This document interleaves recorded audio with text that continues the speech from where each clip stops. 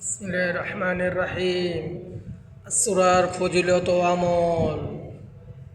আল্লাহ রাব্বুল আলামিন আসমান জমিন সৃষ্টি করার দিন হতে মাসের সংখ্যা 12 বলে নির্ধারিত করেছেন।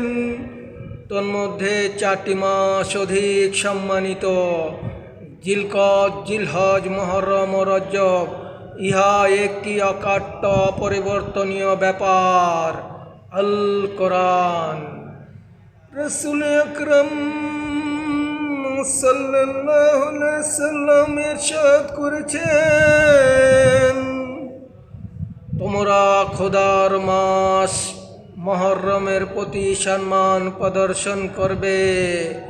যে ব্যক্তি এ কাজ করবে, আল্লাহ রাব্বুল আলামিন তাকে জান্নাত দান করবেন এবং তাকে দোজখের আগুন থেকে নাজাত দিবেন।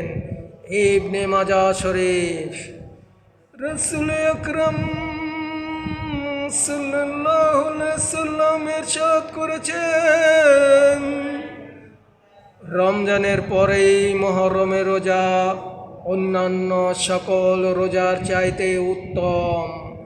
ইহার বরকতে পূর্ববর্তী বৎসরের সকল সগীরা গুনাহ মাফ হয়ে যায়। মুসলিম শরীফ।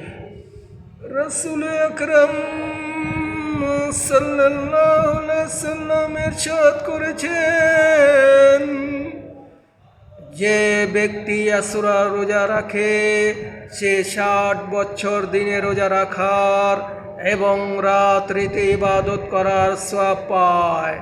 তাবরানী। কোরআন হাদিস কিতাবে আরও বর্ণিত আছে যে রমজানের পরেই মুহররমের রোজা অন্যান্য সকল রোজার চাইতে উত্তম।